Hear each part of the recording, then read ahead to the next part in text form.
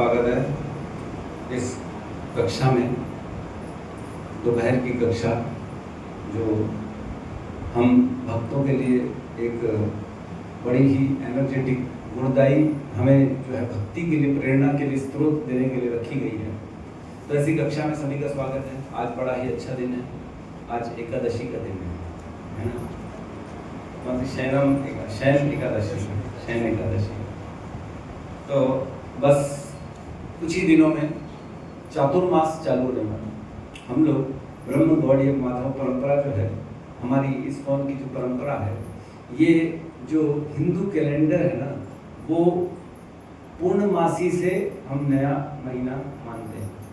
कई लोग सोचते हैं कि एकादशी से आज से जो है ना सावन का महीना स्टार्ट हो गया, लेकिन आज से नहीं हो गया, वो पूर्णमासी से स्टार्ट होगा और पूर्णमासी में जाके ही वो कंप्लीट। तो हमारा महीना ऐसा चलता है। तो चातुर्मास के बड़े नियम होते हैं, बड़ा पावन जो है ये चातुर्मास माना गया है, जिसमें हम भक्ति को जल्दी बूस्ट, जिसको कहते हैं बूस्ट मिलता है भक्ति को, अगर हम भक्ति के नियमों को फॉलो करते हैं। तो नियम के बारे में हम चर्चा नहीं कर रहे हैं। आज का हमारा टॉपिक एकदम डिफरेंट है। मैंने सोचा कि क्या टॉपिक लिया जाए, तो आज मैंने सोचा कि श्रीमद् भागवतम से काफ़ी सारी स्तुतियाँ श्रीमद् भागवतम में, मालूम है ना आपको? कुंती स्तुति, भीष्म स्तुति, शिव स्तुति, ब्रह्मा स्तुति, इंद्र स्तुति, जीव स्तुति, ऐसे अलग अलग स्तुतियाँ हैं। स्तुतियाँ मतलब स्तुति मीन्स भगवान से प्रार्थना, है ना? उनके गुणगान करना और उनकी प्रार्थना करना, इसको स्तुति कहा जाता है। ये बड़ी सुंदर सुंदर स्तुतियाँ हैं श्रीमद् भागवतम में, अनेक स्तुतियाँ, 100 से भी अधिक स्तुति है, इतनी सारी स्तुतियाँ। तो आज हम एक स्तुति को लेंगे हमारे बीच में, जिसको कहते हैं जीव स्तुति। जीव स्तुति के बारे में सुना है किसी? नहीं सुना? तो जीव स्तुति, जीव कौन होता है? जीव हम सब है कि हम सब जीव। तो ये किसकी कहानी है? ये सब हमारी कहानी है, आपकी कहानी है, आपकी कहानी है। श्रीमद् भागवतम में आपकी कहानी लिखी हुई है। तो श्रीमद् भागवतम के तीसरे कैंटो से, है ना, हम लेंगे। तीसरे कैंटो के 31वें अध्याय को आज हम लेने का प्रयास करेंगे। 3.31 वो जो है 3.31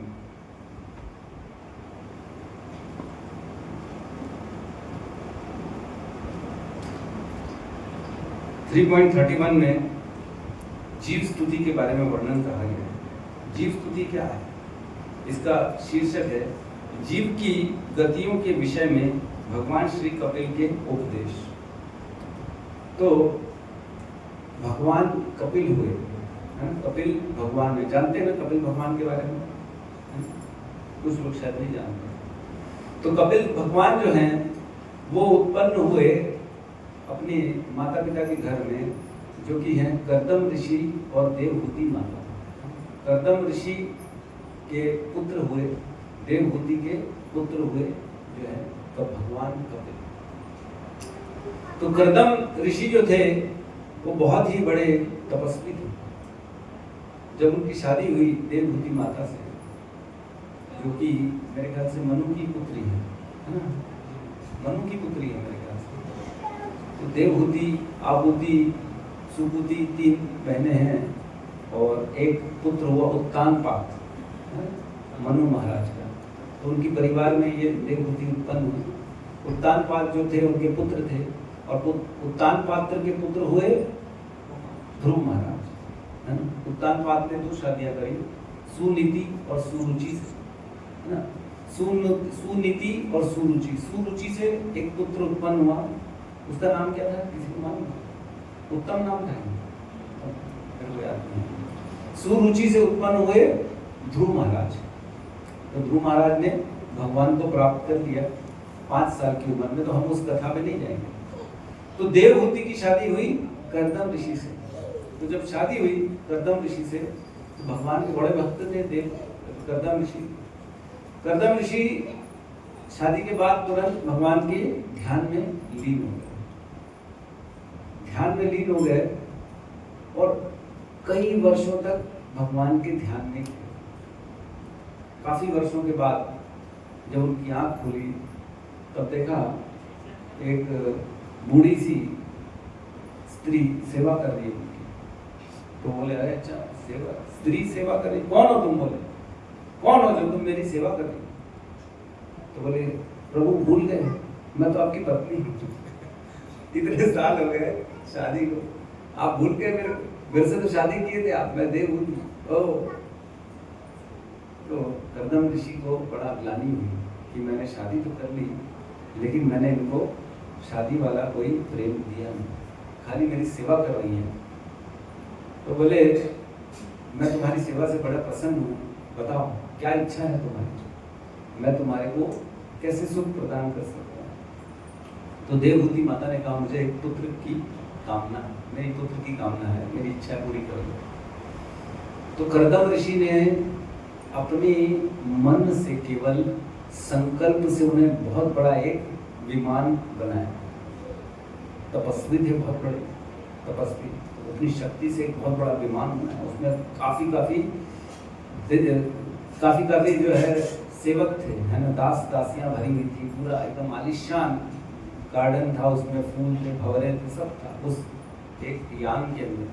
दोनों चले यान के अंदर और निकल पड़े घूमने, देवहूति माता और कर्दम ऋषि। तो देवहूति माता और कर्दम ऋषि के 9 पुत्रियां हुई, 9 पुत्रियां हुई। फिर उसके बाद 10वां पुत्र हुआ जो कि भगवान कपिल हुए। तो जब भगवान कपिल हुए उनको, तब कर्दम ऋषि ने कहा हे मेरी पत्नी, अब मुझे जाने का परमिशन दे दो, अब बड़े दिन हो गए मैंने भगवान की भक्ति नहीं करी, मैं भगवान के ध्यान में फिर से जाना चाहता हूँ। जब पुत्र हो गए तब उन्होंने अलाउ कर दिया माता जी ने कि ठीक है अब पुत्र हो गए आप जा सकते।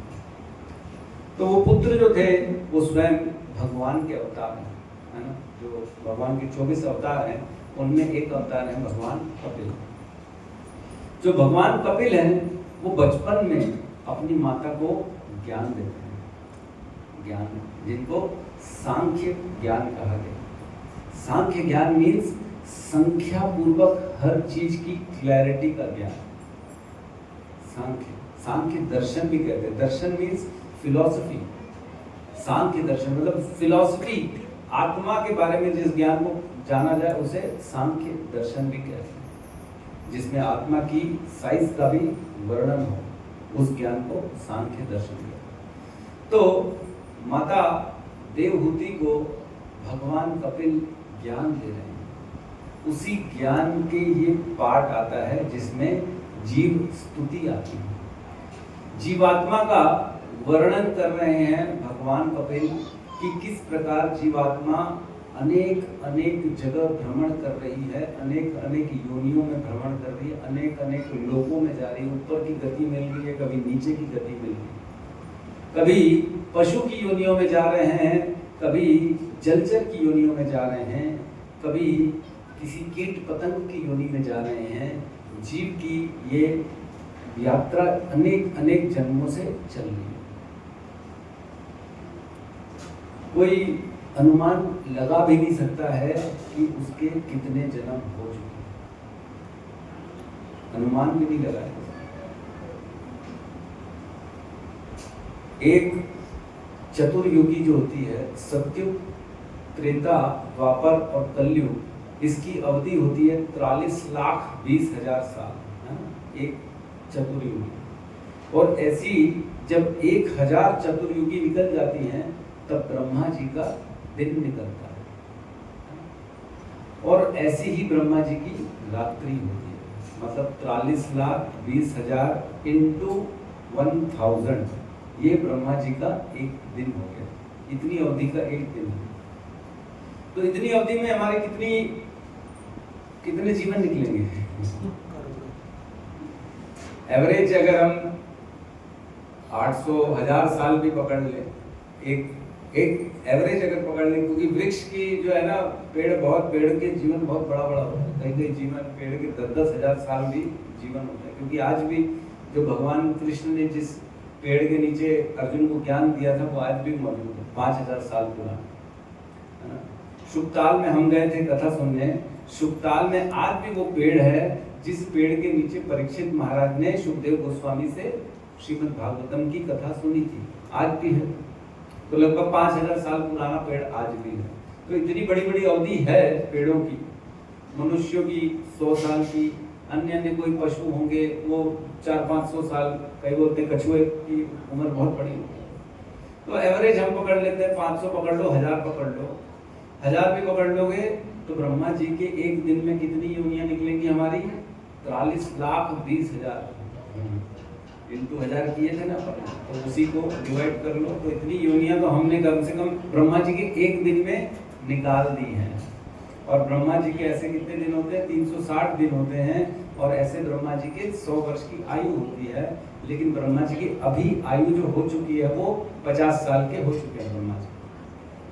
तो 50 साल के हैं इंटू 360 दिन एक साल में, और इंटू 43,20,000 योनियां हमारी। इतनी योनि तो कम से कम हम बीत ही चुके हैं हमारी इस ब्रह्मांड के अंदर। तो इतनी योनियां हम निकाल चुके हैं। तो जिस भी पशु को देखो, जिस भी जीव को देखो ना, तो ये अनुमान लगाओ कि मैं इस योनि में एक समय था। जिसको भी देखो, कुत्ते को देखो, छिपकली को देखो, चींटी को देखो, मच्छर को देखो, सांप को देखो, बिच्छू को देखो, ये दिमाग में डालना चाहिए कि ये जिस परिस्थिति में है ना, एक दिन मैं सेम यही परिस्थिति में था। इतना निकृष्ट जीव भी, इतना निकृष्ट जीवन भी मैं जी चुका हूँ। ये दिमाग में इमेजिन करना चाहिए। तो भगवान करुणावश बड़ी कृपा के बाद जो है ना, मनुष्य का जीवन प्रदान करते किसी आत्मा। तो शास्त्र कहते हैं कैसे एक आत्मा को जीवन मिलता है। तो ये काम किसका है? प्रकृति का काम है। प्रकृति वो जो है उस आत्मा को उस पर्टिकुलर एक घर में भेजती है, एक पर्टिकुलर माँ बाप के यहाँ पे भेजती है और उसको वहाँ पे जीवन प्रदान कराती है। ये प्रकृति का काम है। भगवान कहते हैं ना, मया अध्यक्षेण प्रकृते सूयते सचराचरम हे पुनान क्वांतो हे जगत विपरीत वर्तते। ये पूरे जगत में जो भी काम हो रहा है ना, ये प्रकृति के द्वारा हो रहा है और प्रकृति मेरी अध्यक्षता में काम करती है, भगवान कहते हैं। तो कहते हैं कि जो आत्मा होती है, चाहे स्वर्ग में जाए चाहे नरक लोकों में जाए, उस आत्मा को दोबारा शरीर प्रदान करने के लिए बादलों में छोड़ दिया जाता है। आती है आत्मा और बादलों में रुक जाती है। बादलों से वह वर्षा के साथ इस धरती पे आती है। पानी में, पानी जो होता है ना, पानी में एक्चुअल में बहुत सारी आत्माएं होती हैं, बहुत सारी। एक ग्लास पीते हैं ना हम जल का, उसमें अनेक अनेक करोड़ों करोड़ों आत्माएं होती है एक ग्लास में। तो वर्षा के साथ आत्मा आती है नीचे, और क्या करती है आत्मा? आत्मा अन्य क्षेत्र में चली जाती है, खेतों में चली जाती है। जल जाता है पानी, नाले वाले में बह के पानी चला जाता है अन्य क्षेत्र में, और उस जल के माध्यम से वह आत्मा जो है उस फल में चली जाती है या अन्न में चली जाती है। गेहूं में चली जाएगी, चावल में चली जाएगी आत्मा। तो हम जो पेड़ देखते हैं, जो पौधे देखते हैं, उसमें भी अनेक अनेक आत्माएं होती हैं। एक पेड़ में एक आत्मा नहीं होती, एक पेड़ में बहुत सारी आत्माएं रहती, बहुत सारी। तभी तो जब हम देखते हैं एक पेड़ की टहनी काट के उसको लगाते हैं तो फिर से बन जाता है क्यों? तो कहाँ से आई आत्मा? उसके अंदर थी ऑलरेडी। उस आत्मा को मौका मिला तो वो आत्मा मुख्य बन के फिर उसको जो है शरीर मिल गया। एक पेड़ के हम कितने पेड़ बना सकते हैं? कोई बता सकता है? एक बड़ा वृक्ष है, उसकी 100-200 टहनियां हैं। अगर हम 100-200 टहनियों को काट काट के सबको गाड़ देंगे तो सब में जीवन आ जाएगा कि नहीं? आ जाएगा। कहाँ से है आत्मा उसके अंदर? उसके अंदर ऑलरेडी थी, वह आत्मा ऑलरेडी थी। उस आत्मा को जब हम पेड़ को अलग किया गया तो ये प्रकृति डिसाइड करती है कि कौन सी आत्मा को वो टहनी वाला शरीर प्रदान करना है। तो कर्मों के अनुसार ये प्रकृति उनको शरीर प्रदान करती है। तो ऐसे अन्न को खा के जब पुरुष खाता है तब उसके शरीर में आत्मा प्रवेश करती है और पुरुष के वीर्य के साथ वह स्त्री के गर्भ में जाती है। कई बार ऐसा भी होता है,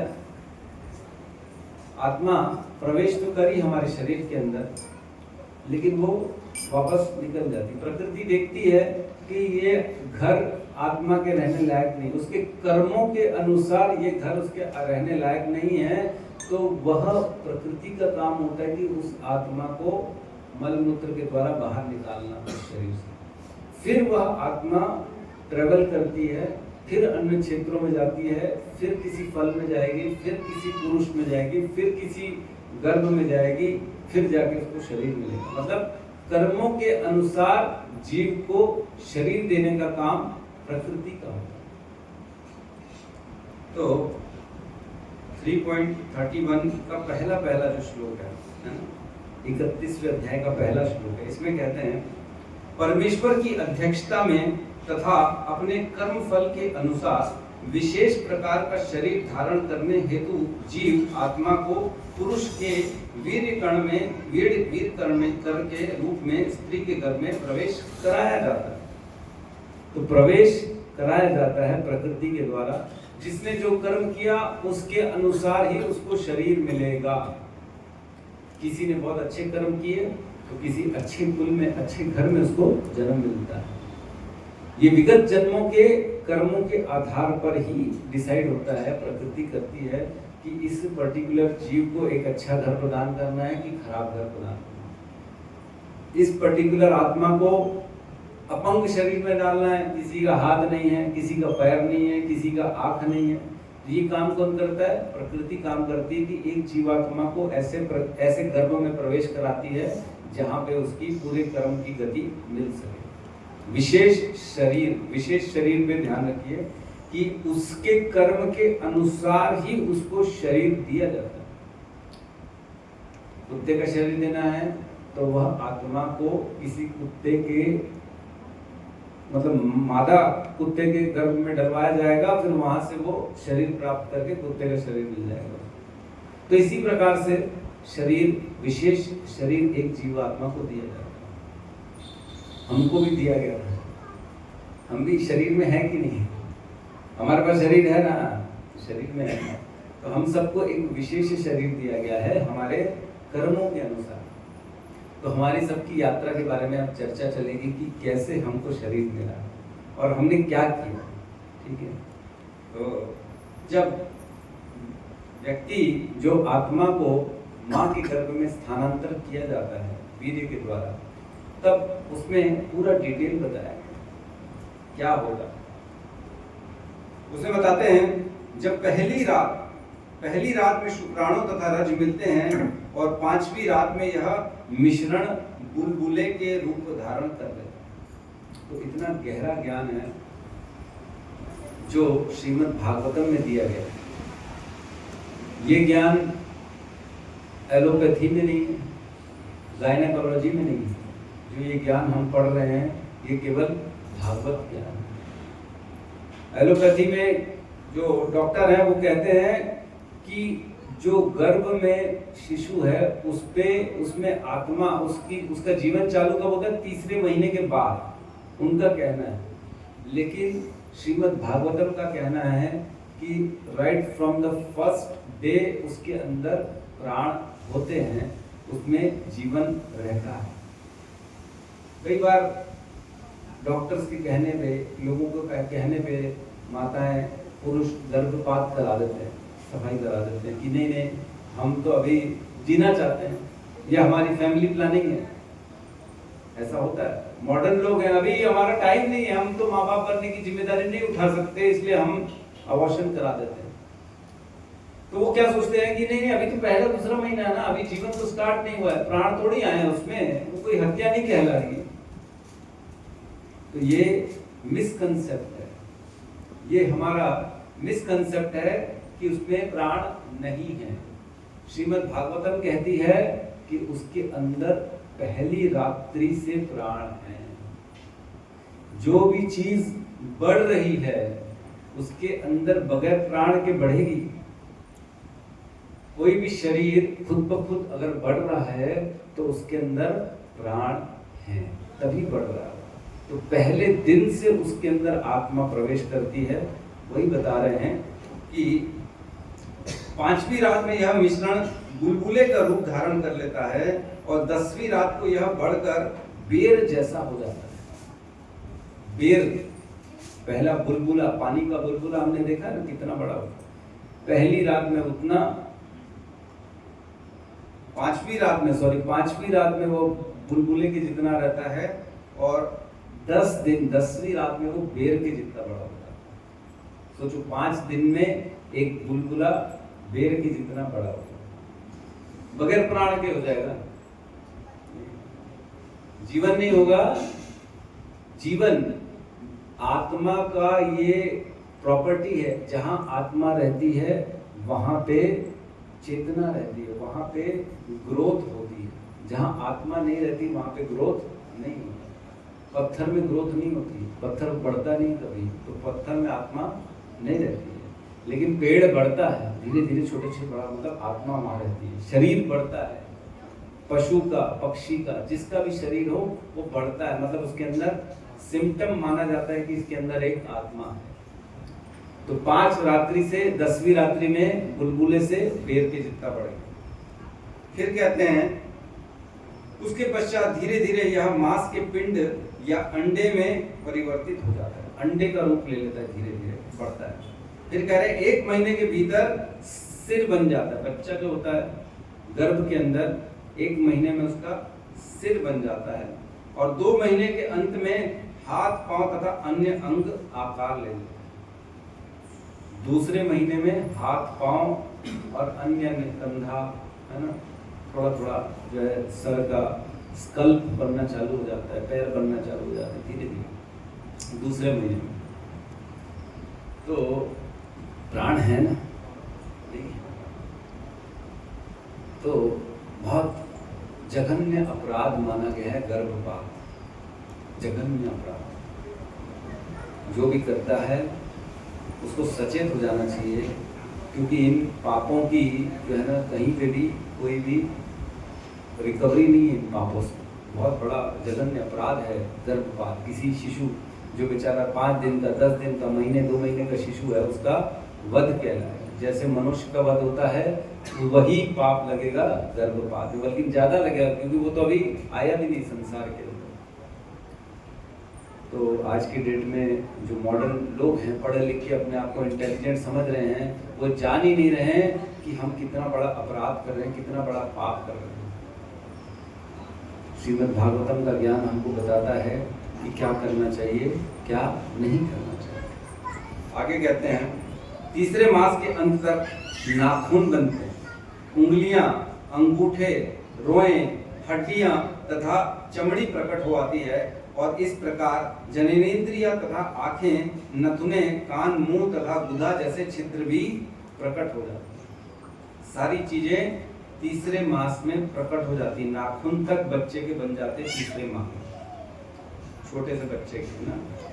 फिर कह रहे हैं गर्भधारण के 4 महीने के भीतर शरीर के 7 मुख्य अवयव उत्पन्न हो जाते हैं। इसका नाम है रस, रक्त, मांस, चर्बी, हड्डी, मज्जा तथा वीर्य।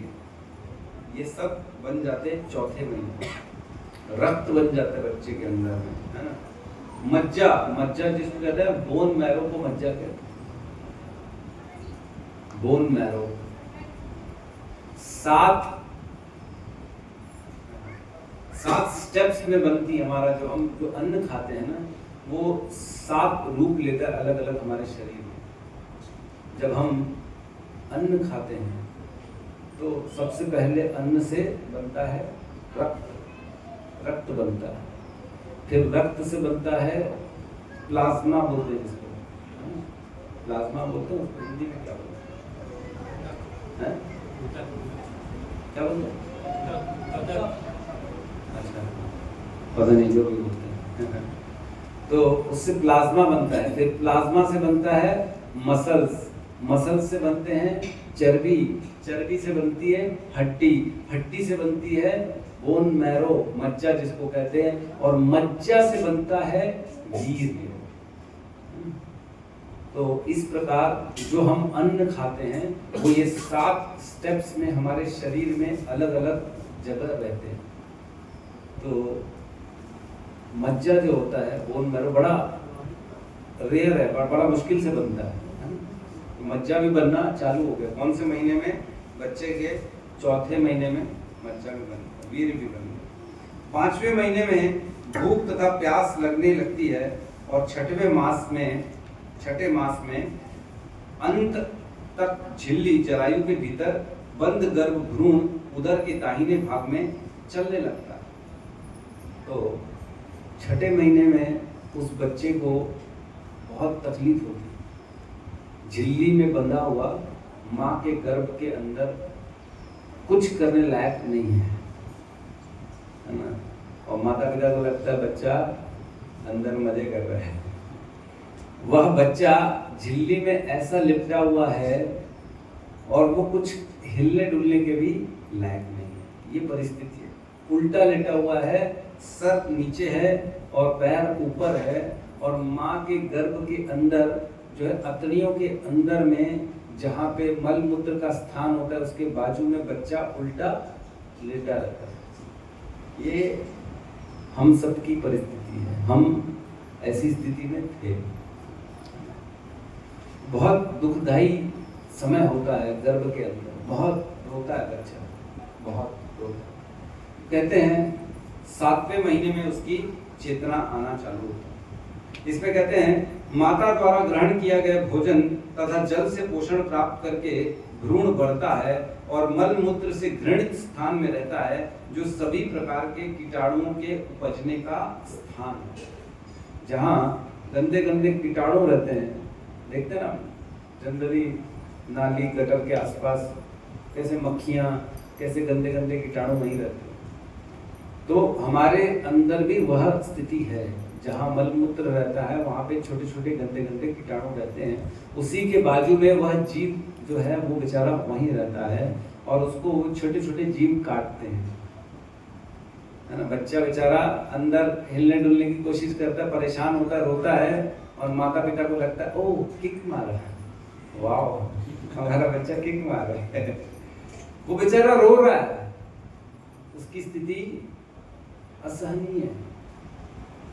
सोचो अगर हम अपने किसी के हाथ पैर बंद कर दें, बांध दें और उसको रोड में छोड़ दें और उसको कुत्ते काट रहे हैं, अन्य अन्य जीव उसको, पक्षी आके मार रहे हैं, क्योंकि हाथ पैर बंधे हुए कुछ कर नहीं सकता वो, तो कैसा लगेगा उसको? रोएगा, क्रंदन करता है, रोज भगवान को याद करता है। बहुत बुरी स्थिति है। तो ये किसकी स्थिति है? हम सब की स्थिति है। हम सब ऐसी परिस्थिति में थे। आगे कहते हैं उदर में भूखे कीड़े द्वारा शरीर भर में बारंबार काटे जाने पर शिशु को अपनी सुकुमारता के कारण दारुण पीड़ा होती है। इस भयावह स्थिति के कारण वह क्षण क्षण अचेत होता रहता है। तो ये दारुण, ये बहुत दुखदायी परिस्थिति में जब जीव उसको काटते हैं, इतना ज्यादा परेशान होता है, इतना ज्यादा उसको तकलीफ होती है कि वो बेहोश होता जाता है। हमको कोई मारे तो किस अवस्था में जाके हम बेहोश होंगे? बहुत जब मारेगा, बहुत जब हालत खराब हो जाएगी, पीड़ा के मारे असहनीय पीड़ा हो जाएगी, तब जाके व्यक्ति अचेतन हो जाता है। अब बेहोश हो गया, मार मार के हालत खराब हो, उतनी स्थिति हो जाती है उस जीव की। इतना बेचारा दुखी होता है, इतना ज्यादा पीड़ा सहता है कि सह नहीं सकता, वो बेहोश हो जाता है, क्षण क्षण अचेत हो जाता है, बार बार बेचारा बेहोश होता है। थोड़ी देर बाद उसको जब होश आता है, फिर उसको कीड़े काटना चालू करते हैं, परेशान हो जाता है, फिर बेहोश हो जाता है। तो ये बार बार क्षण क्षण उसकी ये परिस्थिति होती है जीव की। आगे कहते हैं माता के खाए कड़वे, तीखे, अत्यधिक नमकीन या खट्टे भोजन के कारण शिशु के शरीर में निरंतर पीड़ा रहती है, जो प्रायः असह्य होती है। तो वो इतनी पीड़ा होती है, माता तो खट्टा खा रही है, माता को लग रहा है वाओ अच्छा लग रहा है, बोले ओ खट्टा खाने की इच्छा है, तो खट्टा खाती है तो उसके शरीर में सोचो, शरीर में कीड़े ने काटा हुआ है, पूरा शरीर लाल लाल हो गया, उस शरीर के ऊपर अगर हम खट्टा पदार्थ लगाएं तो कैसा लगेगा? हमको यहाँ पे कट लग जाए और उसमें मैं नींबू लगा दूं तो कैसा लगेगा? कैसा लगेगा? ये परिस्थिति है बच्चे की, इतना ज्यादा परेशान हो जाता है, उसकी बेचारे की सुकोमल त्वचा को कीड़ों ने काटा हुआ है और माँ ने जब वो खाया है तब उसके शरीर में लगा है, इतना ज्यादा उसके अंदर पीड़ा हो रही है कि बार बार बेचारा बेहोश हो जा रहा है। ये किसकी कथा चल रही है? आप सबकी कथा चल रही है, मेरी नहीं है, आप सबकी कथा चल रही है। तो प्राय असह्य होता है। फिर कहते हैं झिल्ली से लिपटा और बाहर से आंतों से ढका हुआ शिशु उदर में एक ओर पड़ा रहता है, उसका सिर उसके पेट की ओर मुड़ा हुआ रहता है और उसकी कमर तथा गर्दन धनुषाकार खांचे में रहती है। तो बच्चा जो है वो झिल्ली में ऐसा लिपटा है, एकदम ऐसा टाइट बंधा हुआ है कि उसका सर और उसके घुटने दोनों ऐसे चिपके हुए और पीठ उसकी धनुष के आकार में मुड़ी हुई है। ऐसी स्थिति में अगर हमको एक बोरे में डाल के बांध दें कैसा लगेगा? ये स्थिति है, प्रैक्टिकल है। हमको पता नहीं पड़ता है कि गर्भ के अंदर कितना दुख है, कितना तकलीफ है। हमको लगता है अरे वाह हमारा बच्चा है, स्ट्रांग है बच्चा, लात मार रहा है, ये कर रहा है, वो कर रहा है। माँ बाप बड़े प्रसन्न होते हैं कि बच्चे ने किक मारी, लेकिन वो बेचारा असहाय अवस्था में किक मार रहा है, कोई तो बचा ले, कोई तो बचा ले, कोई बचाने वाला उसके पास है ही। तो जब आखिरी में उसके पास चेतना आती है, जब इस प्रकार शिशु पिंजड़े के पक्षी के समान बिना हिले डुले रहता है, उस समय यदि शिशु भाग्यवान हुआ तो विगत 100 जन्मों के कष्ट स्मरण हो आते हैं और वह दुख से आहें भरता है। भला ऐसी दशा में मन की शांति कैसे संभव? अगर भाग्यशाली हुआ बच्चा, भाग्यशाली मतलब जिसने थोड़े से पुण्य कर्म किए हों, जिसने किसी वैष्णव की सेवा करी हो, प्रसाद खाया हो, या किसी भी तरह से भाग्यशाली हो, भगवान की सेवा में लगा रहा हो किसी जन्म में, तो उस भाग्यशाली बच्चे को विगत 100 जन्मों का स्मरण कराया जाता है गर्भ के अंदर। हमने पिछले 100 जन्मों में क्या क्या कर्म किए हैं, वह सारे अच्छे और बुरे कर्मों का हमको स्मरण कराया जाता है, याद दिलाया जाता है। एक एलसीडी में चला के देखो तुमने ये किया, 100 जन्मों का कर्म बच्चे को पूरा दिखाया जाता है। और बच्चे को पूरी चेतना रहती है, देखता है, वो समझता है कि मैं इतना ज्यादा ये क्या काम किया मैंने। माँ के गर्भ में जो बच्चा होता है वो प्रकृति से परे रहता है, प्रकृति के अभी इस माया के चपेट में नहीं आया, वो अभी माया से दूर है, वो सब समझ रहा है, उसको समझ में आ रहा है कि ये क्या है। फिर कहते हैं 10वें श्लोक में 3.31.10 में, इस प्रकार गर्भाधान के पश्चात 7वें मास से चेतना विकसित होने पर यह शिशु उन हवाओं द्वारा चलायमान रहता है जो भ्रूण के प्रसव के कुछ सप्ताह पूर्व से दबाती रहती है। उसी पेट की गंदगी से उत्पन्न कीड़े के समान वह एक स्थान में नहीं रह सकता। तो बच्चा 7वें माह में उसको पूरी चेतना आ जाती है। 7वें महीने में चेतना मीन्स दुख सुख का एहसास, क्या हो रहा है, मैं कहाँ परेशान हूँ, कैसे फंसा हुआ हूँ, कितनी तकलीफ है, मेरे घुटने में दर्द है, मेरे सर में दर्द है, मेरे पीठ में दर्द है, ये इसको चेतना कहते हैं। उसको चेतना आ जाइए, 7वें महीने में बच्चे को चेतना आ गई है कि मेरे को कितनी पीड़ा हो रही है, इस पीड़ा से कैसे बचूं मैं, बच्चा सोचता है गर्भ के अंदर। फिर कहते हैं 11वें श्लोक में, इस भयभीत अवस्था में, ये बड़ी भयभीत अवस्था है। एक व्यक्ति को अगर हमको एक काल कोठरी में बंद कर दिया जाए और काट रहे कीड़े मकोड़े, कुत्ते बिल्ली रखे हुए वहां पे जो हमको काट रहे हैं, अंधेरा, एकदम अंधेरा, कुछ दिख नहीं रहा, असहाय अवस्था, हाथ पैर बंधे हुए हैं, कुछ नहीं कर सकते हम। क्या परिस्थिति होगी हमारी? रोएंगे, बहुत रोएंगे, क्या हो गया, कहाँ फंस गया मैं, कोई तो निकालो, कोई तो पुकारो। वही रोना जीव स्तुति है। वह जीव गर्भ में भगवान की स्तुति करता है। जब परेशान हो जाता है, जब चेतना आती है, जब विगत 100 जन्मों का उसको पूरा कर्म दिखाया जाता है, तब उसको समझ में आता है कि मैं अपने कर्मों के फल के कारण ऐसी परिस्थिति में फंसा हूं, हे भगवान मुझे बचा लो। तब वो रोता है ना। तो ऐसी भयावह स्थिति में जब इस भयभीत अवस्था में भौतिक अवयवों के 7 आवरणों से बंधा हुआ वह जीव हाथ जोड़कर श्री भगवान से याचना करता है, जिन्होंने उसे स्थिति में ला रखा है। तो ऐसी अवस्था में वो प्रार्थना करता है, रोता है भगवान के सामने। तो हम सब रोए थे कि नहीं रोए थे? रोए थे। हमने भगवान की प्रार्थना करी थी कि नहीं करी थी? गर्भ में, माँ के गर्भ में करी थी। लेकिन क्या होता है, जैसे ही भगवान से हम प्रार्थना करते हैं और भगवान हमारी प्रार्थना सुन के हमको इस गंदे स्थान से बाहर निकालते हैं। जैसे गर्भ से बच्चा बाहर आता है, इतना ज्यादा पीड़ा होती है उसको, और माया में आता है और सब उसकी विस्मृति हो जाती है, भूल जाता है। धीरे धीरे क्या बोलते हैं माँ बाप उसको, अरे लाला, अरे बेटा, अरे मॉम, सोनू मोनू, चुन्नू मुन्नू बंटी। अब वो धीरे धीरे भूल जाता है। हम सब भूल गए। भगवान ने, हमने सब वादा किया था भगवान से, जो प्रार्थनाएं करी थी वो हम सब भूल गए। तो क्या प्रार्थनाएं करी थी वो चालू होती है श्लोक क्रमांक 12 से। तो हम बेसिकली जीव क्या प्रार्थना करता है भगवान से वो पढ़ते हैं। हमने क्या प्रार्थनाएं करी।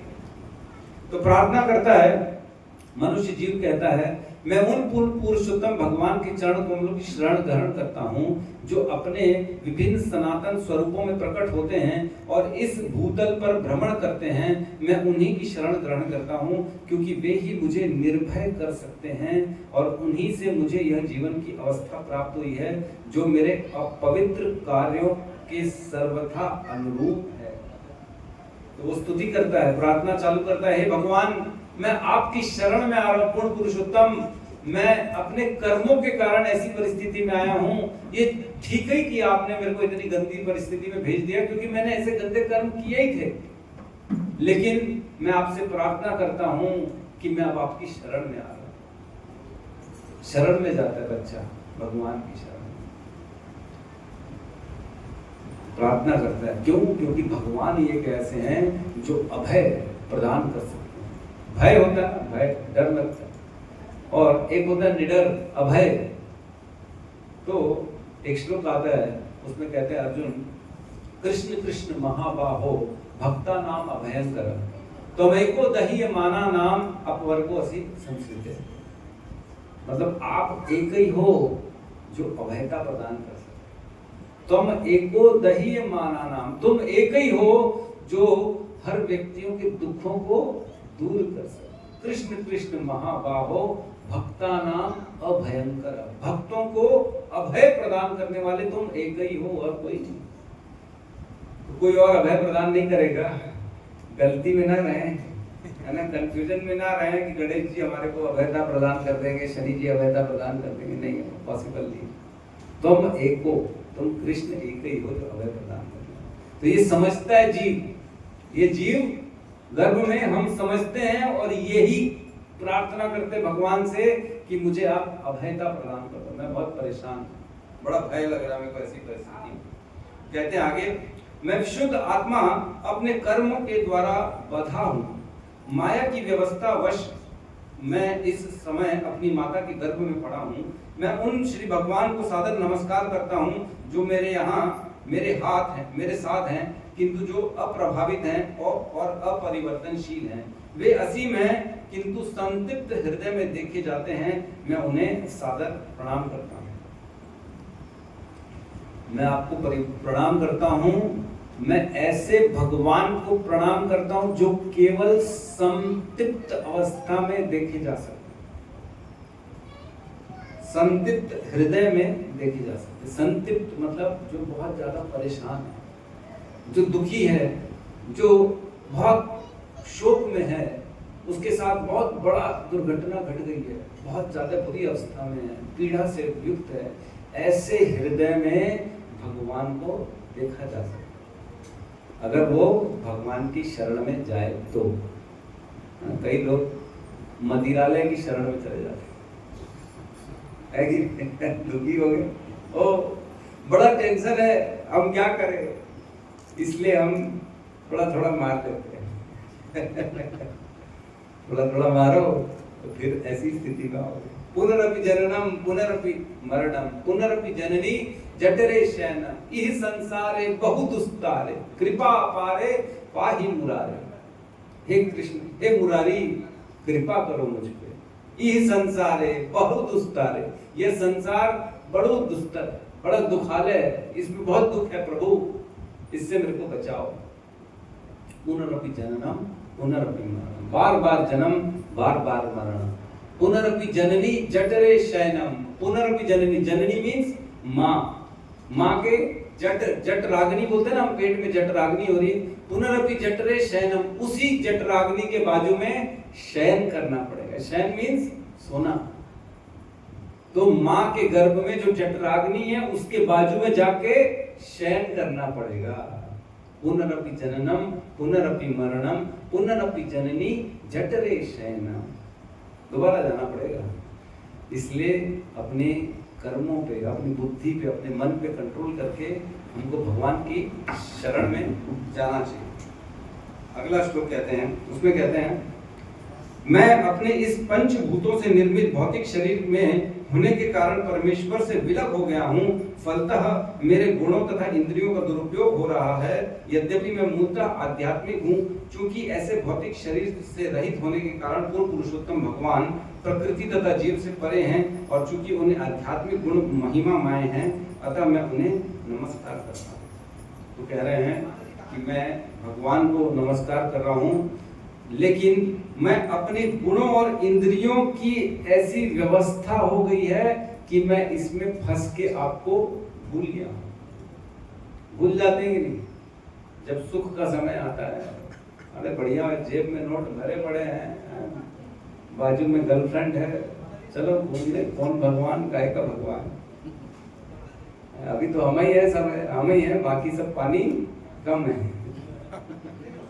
ऐसा बोलते। जब दुखी होता है तब भगवान की याद आती है। तो ये कह रहे हैं कि मैं अपने गुणों और इंद्रियों और मन के कारण आपसे मैं दूर हो गया था, मैं सुख में इतना लिप्त हो गया था कि आपको मैं भूल गया था। लेकिन अब चूंकि इतना बड़ा दुख मेरे सामने है, मैं माँ के गर्भ में हूँ, तो मुझे आपकी याद आई है और मैं आपको प्रार्थना कर रहा हूँ। आगे कहते हैं, हम बड़ी जल्दी जल्दी बढ़ रहे हैं क्योंकि समय पहले ही हो गया, लेकिन इसमें हम बड़ी डिटेल में चर्चा करते हैं। बड़ा अच्छा, ये मतलब आंख खोलने वाला सब्जेक्ट है, बुद्धि के दरवाजे खोलने वाला ये स्तुति है। हमारी खुद की कहानी है ना ये, इसलिए तो मैं सीधा जो मुख्य स्तुति है उस पे आ रहा हूँ, क्योंकि बाकी स्तुतियों में जाएंगे तो थोड़ा समय लगेगा। तो 17वें श्लोक में कहते हैं, अपनी माता के उदर में रक्त, मल तथा मूत्र के कूप में गिरा हुआ और अपनी माँ की जठराग्नि से दग्ध देहधारी जीव बाहर निकलने की व्याग्रता में महीनों की गिनती करता रहता है और प्रार्थना करता है, हे भगवान, यह अभागा जीव कब इस कारागार से मुक्त हो पाएगा। अभागा जीव महीनों की गिनती कर रहा है। ऐसा नहीं है कि उसको गिनती नहीं आ रही, उसको समझ में आ रहा है मैं कितने दिन गर्भ में, एक एक दिन, एक एक क्षण वो सह रहा है, काट रहा है, गिन रहा है कि कब यहाँ से बाहर निकलूंगा, कब बाहर निकलूंगा। प्रार्थना करता है भगवान से कि हे भगवान, कब ये अभागा इस स्थान से बाहर निकलेगा। प्रार्थना करता है ना।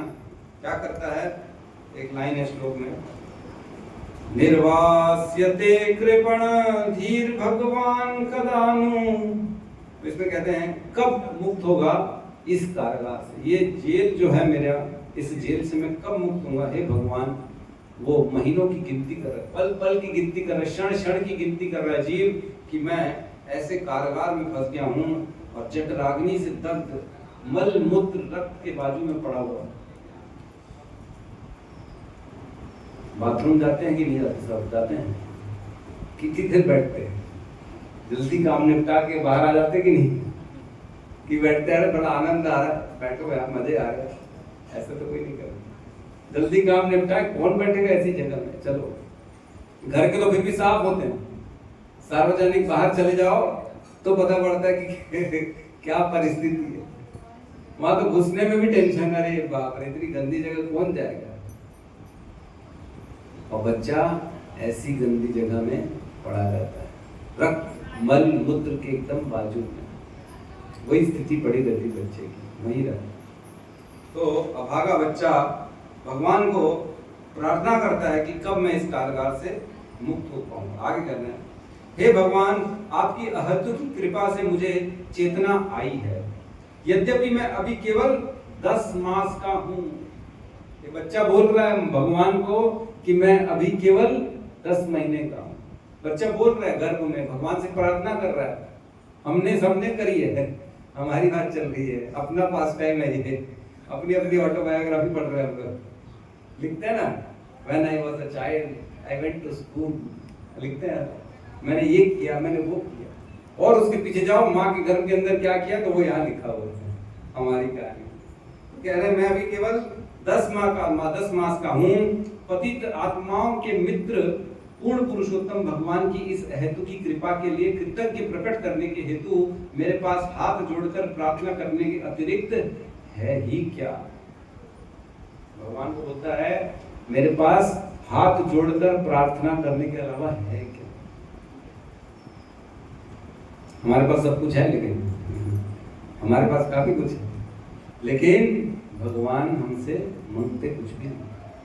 क्या मांगते हैं वो? केवल मन मांगते। मन मना भव मत भक्तो मत्याजिमाम नमस्कुरु माम एवेसि युक्तेवम आत्मानं मत परायणः। मुझे केवल अपना मन दो। भगवान हमसे कोई धन नहीं मांग रहे, कोई अन्य अनुष्ठान, कोई गिफ्ट नहीं मांग रहे, नारियल मिठाई और क्या क्या लोग बांट रहे हैं, फल ये सब नहीं मांग रहे। भगवान केवल मन मांग रहे हैं और हम मन ही नहीं दे पाते हैं, है कि नहीं? मन देने में हम बड़े पीछे हैं। मन तो कहाँ है? मन तो चंचल है, मन तो लगा हुआ है केवल भोगों में। मन को क्या चाहिए? खाली इंद्रिय तृप्ति और कुछ नहीं। तो हमको मन को अपनी इंद्रियों से निकालना है, कहाँ डालना है? भगवान की शरण में डालना है। क्योंकि केवल मनुष्य जीवन में ये ऑप्शन है कि हम बुद्धि से काम कर सकते हैं, बाकी किसी योनि में ये ऑप्शन नहीं है कि सोच विचार करेंगे और हम ऐसा आचरण करेंगे, पॉसिबल ही नहीं। कुत्ता कितना भी सोच ले हरे कृष्ण नहीं बोल सकता। बोल सकता है क्या? नहीं बोल सकता। गधा कितना भी बोल लो उसको, वो नहीं बोल सकता। केवल मनुष्य एक ऐसा है जो अपने बुद्धि से, अपने विचार से अपने कर्मों को सही जगह लगा सकता है। आगे कहते हैं, अन्य प्रकार के शरीरधारी जीव केवल अंतः प्रेरणा से देखता है। वह उस शरीर के ग्राह्य तथा अग्राह्य इंद्रिय अनुभवों से ही परिचित होता है, किंतु मुझे ऐसा शरीर प्राप्त है जिसमें मैं अपनी इंद्रियों को वश में रख सकता हूँ और अपने गंतव्य को समझ सकता हूँ। अतः मैं उन पूर्ण पुरुषोत्तम भगवान को सादर नमस्कार करता हूँ जिनके आशीर्वाद से मुझे यह शरीर प्राप्त हुआ है और जिनकी कृपा से मैं उन्हें अंदर और बाहर देख सकता हूँ। वो प्रार्थना कर रहा भगवान से कि आपकी बड़ी कृपा है जो मैं ये शरीर, मानव शरीर मिला है जिससे मैं मन को कंट्रोल में करके आपके भक्ति में लगा सकता हूँ और आपको मैं अंदर और बाहर दोनों जगह महसूस कर सकता हूँ। उनकी स्तुति में भी सबसे पहला श्लोक यही बोला था, है ना? नमस्ये पुरुषम तो आद्यम ईश्वरः प्रकृते परम अलक्ष्यम सर्वभूतानां अंतर बहिर् अवस्थितम। सबके अंदर भी है और बाहर भी कृष्ण। तो वही जीव क्या कर रहा है, मैं आपको अंदर भी देख सकता हूं, आपको बाहर भी देख सकता हूं, आप सर्वत्र हैं, हर कहीं आप हैं। हे कृष्ण, आप ही की कृपा से मुझे ये शरीर प्राप्त हुआ है और इस शरीर की चेतना इतनी ज्यादा है कि मैं भक्ति करके अपना आपकी प्राप्ति कर सकता। आज ही आपने क्लास में वो श्लोक लिया था ना, नायम देहो देह भजाम लोके कष्टान कामान अर्हते व्यं भुजाम, ये तपो दिव्यम पुत्र कायेन सर्वम शुद्धम आत्मम ब्रह्म सौख्यम तु अनंतम। मनुष्य शरीर जो समस्त शरीरधारियों में सबसे श्रेष्ठ है, मनुष्य का शरीर, कुत्ते का शरीर, बिल्ली का शरीर, सुअर का शरीर, सांप का शरीर, बिच्छू का शरीर, सबसे श्रेष्ठ कौन सा है, मनुष्य का शरीर। नायम देह देव वाजाम लोके, जिसको मनुष्य का शरीर मिला उसके लिए कह रहे हैं ऋषभ देव, और किसी के लिए नहीं कह रहे। मनुष्य का शरीर है हमारे पास, है ना, हाथ उठा सकते हैं, ठीक है। तो मनुष्य का शरीर है, तो आप ही के लिए है ये श्लोक, परफेक्ट है। क्या कह रहे हैं, नायम देह भाजाम लोके कष्टान कामान अर्हते व्यंग भुजाम, ये केवल शरीर जो है ना सुख भोगने के लिए नहीं है, कष्ट कर रहे हैं, रोज कष्ट सुबह से रात तक, कि एक दिन मैं सुखी हो जाऊंगा, सुखी होऊंगा मैं एक दिन। और वो दिन कब आएगा, जब आगे निकल जाओगे, अंतिम यात्रा निकलेगी तब आएगा। उसके पहले तो कोई सुखी होने वाला नहीं है। कोई अपने प्रयासों से अपने जीवन को सुखी नहीं कर सकता। ये फंडामेंटली ना लोगों के अंदर गलत बिठा दिया गया है, तुम मेहनत करो तुम सुखी हो जाओगे। ये सोशल मीडिया में, स्कूल की एजुकेशन में सिखाया जाता है, मेहनत करो, तुम अपने आप को बदल सकते हो, परिस्थितियां बदल सकते हो, तुम जो चाहते हो वो हासिल कर सकते हो। लेकिन ऐसा है नहीं, बेवकूफ बनाया जा रहा है, सब बेवकूफ बना रहे हैं। आप लोग कभी भी अपने जीवन से दुखों को बाहर नहीं कर सकते हो। कोई भी अपने जीवन को सुखी करना चाहता तो है, लेकिन कर सकता नहीं। जब तक भगवान की कृपा नहीं होगी तब तक हमारे को सुख प्राप्त नहीं होगा। एक्चुअल में क्या है, सुख दुख का रिलेशन है। काले न सर्वत्र गंभीर रहंसा, मतलब काल की शक्ति से जैसे दुख हमारे जीवन में आता है वैसे ही ऑटोमेटिकली सुख भी आ जाएगा। इसलिए सुखों के लिए प्रयास करने की जरूरत नहीं है। तो प्रभु प्रयास किसके लिए करना है, प्रयास किसके लिए करना है, तपो दिव्यम पुत्र कायेन सत्वम, तपस्या के लिए प्रयास करना है, धर्म के लिए। कौमरम आचरेत प्रज्ञ धर्मान भाग्यतनी है, सुदुर्लभ मनुष्य जन्म तदपि ध्रुवम अर्थम। प्रहलाद महाराज कहते हैं बचपन से धर्म का आचरण करना चाहिए, धर्म का, भगवान की प्राप्ति के लिए प्रयास करना चाहिए बचपन से।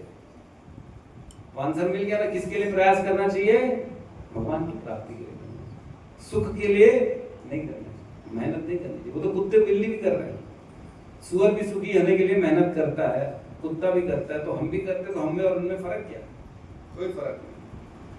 आगे कहते हैं, अतः हे प्रभु, यद्यपि मैं अत्यंत दारुण परिस्थिति में रह रहा हूं, किंतु मैं अपनी मां के गर्भ से बाहर आकर भौतिक जीवन के अंधकूप में गिरना नहीं चाहता।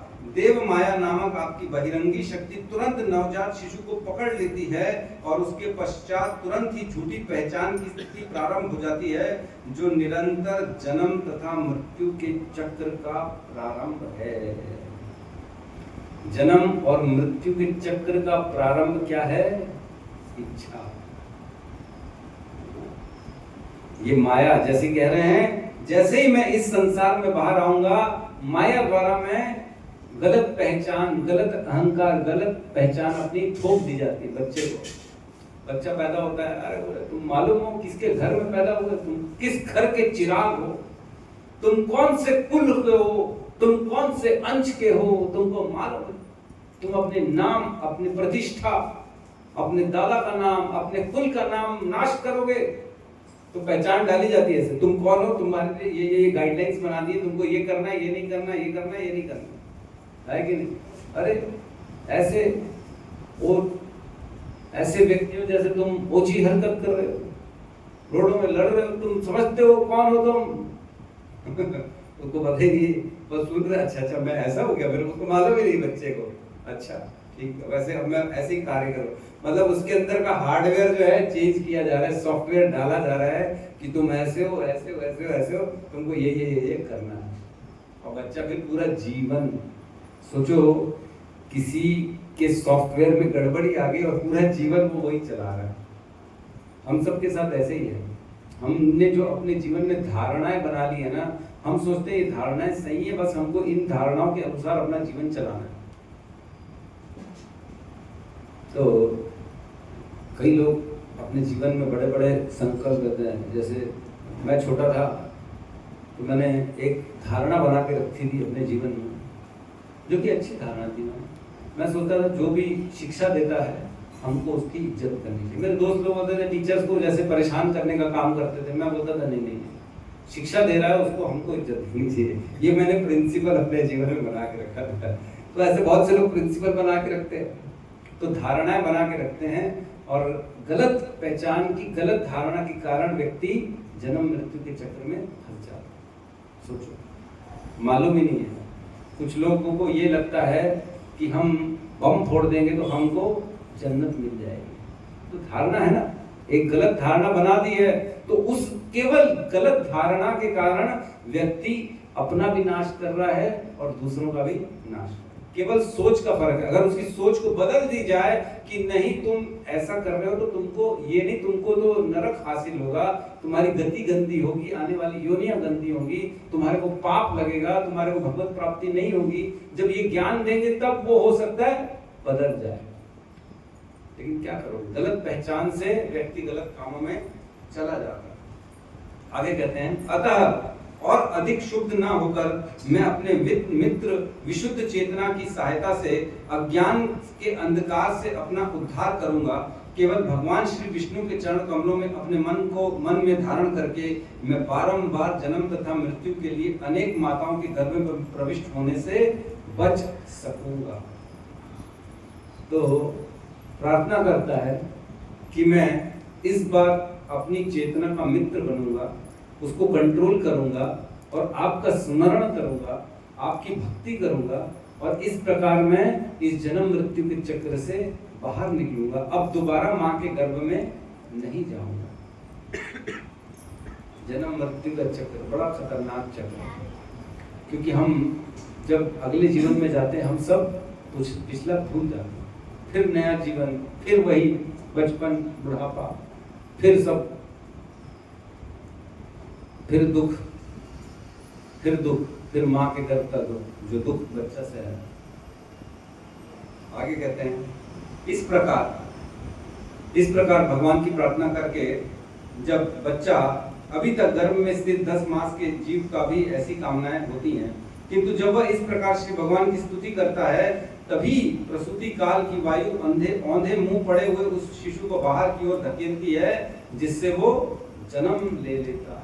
तो जब इस प्रकार हम भगवान से प्रार्थना करते हैं तो भगवान क्या करते हैं, प्रसूति की वायु को उससे धकेलते हैं और बच्चे का जन्म हो जाता है। हरि बोल।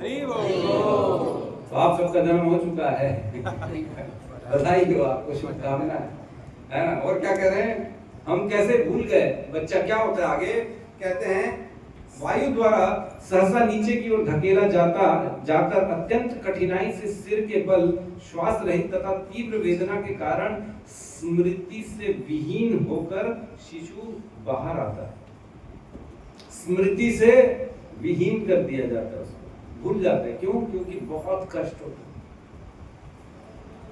तो जब कष्ट होगा, भयंकर कष्ट होगा, तब हम बोलेंगे आप भगवत गीता का श्लोक बोलो, तो बोल पाओगे?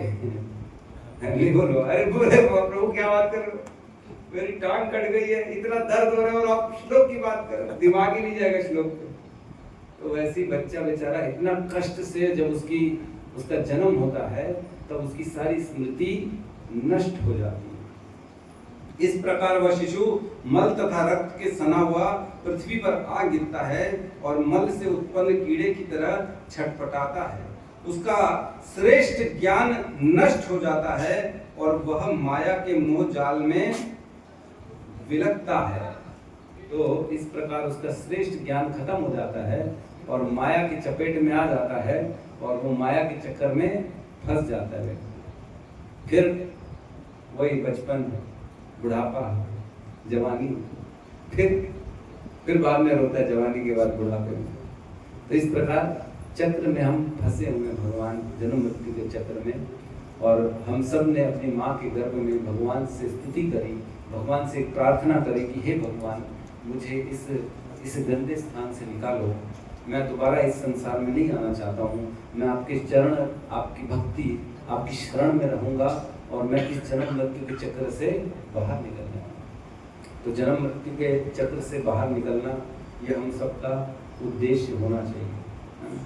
कुंती महारानी कहती है, श्रवंती गायंती गृह्णन्ति अभीक्षणा स्मरन्ति निन्दन्ति तवे हितम जना तएव पश्यन्ति अचिरेण तावकम भव प्रवाहो परमम पदाम्बुजम। भव प्रवाह, ये भव प्रवाह, जो ये भव प्रवाह में जन्म मृत्यु का जो प्रवाह चल रहा है, इससे बाहर निकलना है। तो क्या करना है हमको? श्रवंती गायंती गृह्णन्ति अभीक्षणा। क्या श्रवण करना है, गायन करना है, स्मरण करना है ना? श्रवंती गायंती गृह्णन्ति अभीक्षणा स्मरन्ति निन्दन्ति तवे हितम जना। स्मरण करना है किसका? भगवान का, भगवान के नाम का, भगवान के गुण का, भगवान की लीलाओं का। और निन्दन्ति मीन्स प्रसन्न होना है ऐसा करते हुए भी, और ऐसा करते हुए लोगों को देखते हुए भी प्रसन्न होना है। तो जब हम ऐसा करेंगे तब जाके तवेव पश्यन्ति अचिरेण तावकम, तब देखता है वो भगवान को और तब जाके वो इस संसार से बाहर निकलता है। भगवान भगवत गीता में कहते हैं 12वें अध्याय में, तेषाम अहम समुद्धार्तम मृत्यु संसार सागरात भवामि न चिरात पात मयि आवेश चेतसाम। भगवान कहते हैं उसको मैं निकालता हूँ। तेषाम अहम समुद्धार्तम मृत्यु संसार सागरात, ये जन्म मृत्यु का जो सागर है, ये जो संसार है, इससे मैं उसको मैं निकालता हूँ। कृष्ण कहते हैं मैं निकालता हूँ, मैं खुद कृष्ण। ऐसा नहीं बोले कि मैं भेज दूंगा किसी को, ऐसा नहीं बोला प्रभु जी आप काम करके आ जाना मेरा, ऐसा नहीं। खुद बोले तेषाम अहम, मैं करूंगा। क्या करूंगा? उसको इस संसार से, इस मृत्यु के सागर से बाहर निकाल दूंगा। भवामि न चिरात पार्थ मयि आवेश चेतसाम, जिसकी चित्त, जिसने मई आवेश चेतसाम, जिसने चेत को मुझ में आवेशित कर दिया है, उसी को बाहर निकालूंगा, अन्य किसी को नहीं निकालूंगा। तो हमने अपने चित्त को भगवान में डाला है कि नहीं डाला है? अगर डाला है तो भगवान निकालेंगे, नहीं डाला तो दोबारा चक्र में लगे पड़े। तो भगवान का नाम जो है ना, वो केवल नाम मात्र ही ऐसी नाव है जो हमको इस संसार, इस मनुष्य को जन्म मृत्यु के चक्र से बाहर निकालने के लिए सक्षम है। आपन्ना संस्कृतिम घोरम यद नाम विवशो गणन ततः सद्यो विमुच्येत यद विभेति स्वयं भवन। मतलब कहते हैं अगर गलती से भी भगवान का नाम ले लिया ना, तो भगवान की नाम में इतनी शक्ति होती है कि वह हमको इस जन्म मृत्यु के चक्र से बाहर करने में सक्षम है। तो बोल सके प्रभु गलती से तो ले लिए, बस अब खत्म करो कहानी, अब क्यों भक्ति करें, भोग करते। तो ऐसा है कि भोग करेंगे तो दोबारा पाप चढ़ जाएगा हमारे ऊपर, और भक्ति करेंगे तो भगवान का प्रेम मिलेगा। भव सागर से तो पार करना फिर भी आसान है, लेकिन भगवान का प्रेम प्राप्त करना बड़ा मुश्किल है। और हमारा क्या उद्देश्य है? हमें कृष्ण के चरणों में प्रेम की प्राप्ति करनी है। इसलिए हम भगवान को स्मरण करते हैं, इसलिए भगवान का नाम का जप करते हैं। तो यहाँ पे हम आज की क्लास को विराम देते हैं, और किसी का कोई प्रश्न है तो हम ले सकते हैं।